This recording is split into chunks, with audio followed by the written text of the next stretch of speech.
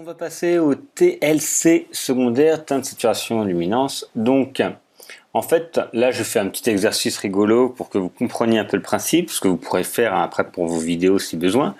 Ici, on voit des baskets vertes qui sont sur la maille, donc la résolution est moyenne parce que j'ai mis en 1,5 mon ordinateur a un petit coup de chaud.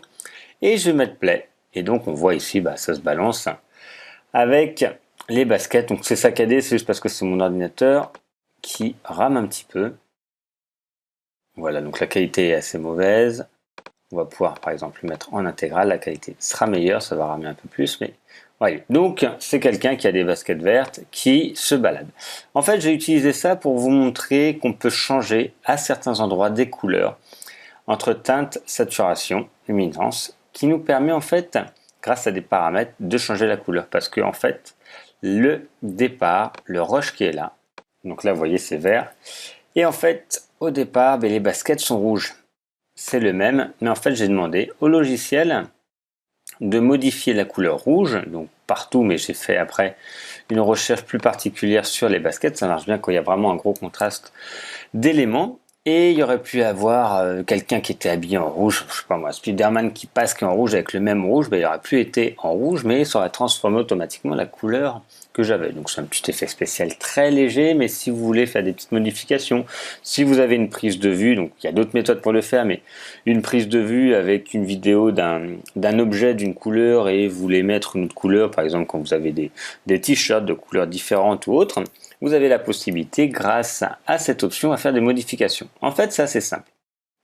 On va pouvoir choisir des couleurs, donc soit ici, comme vous voyez, on va pouvoir isoler en fait des couleurs. Je vais cliquer par la suite ici pour isoler et je vais pouvoir choisir les couleurs. Donc, ce qui va apparaître, donc je peux choisir à l'inverse, inverser en fait le masque. Moi, ce que je veux, c'est isoler finalement la couleur, le rouge, parce que j'ai cherché le rouge. Je peux aller sinon directement chercher avec l'outil pipette le rouge qui m'intéresse et ça va donner en fait une correction directement de ici également de la saturation et du gain. Mais je peux le faire à la main.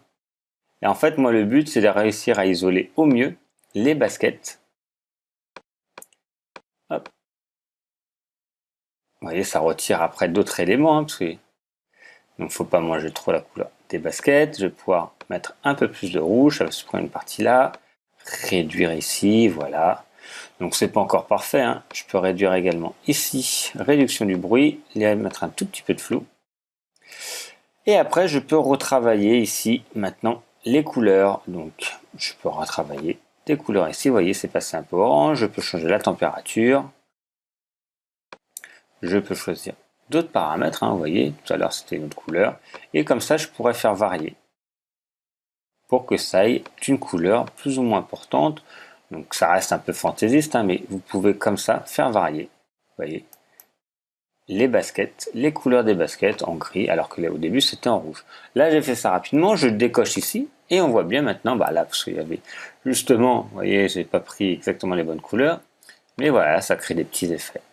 Donc au début c'était basket rouge, vous voyez ça bouge, j'ai transformé en fait, automatiquement il a détecté toutes les mêmes couleurs, je vais faire repartir au départ, et vous voyez, il a automatiquement changé les couleurs de la basket alors que c'était bien une basket rouge au départ. Mais ça c'est juste un petit principe, vous pouvez tout simplement choisir pour travailler sur l'ensemble, après vous pouvez saturer ou pas des couleurs, vous voyez, vous avez la possibilité sur l'ensemble de faire des modifications, mais surtout c'est bien, comme ça vous permet de piocher dans une couleur directement et de travailler avec cette couleur là pour changer ou non. Vous voyez, hop, j'ai rechangé parce que j'ai choisi, j'ai défini la couleur où je voulais modifier. Là ça marche bien parce que j'ai des couleurs vraiment prononcées qui ressortent beaucoup par rapport à ça. Ça pourrait être pour un maillot de joueur ou d'autres, un élément vraiment en couleur que vous voulez changer et ça va le détecter sur toute la vidéo. Voilà pour les TSL secondaires.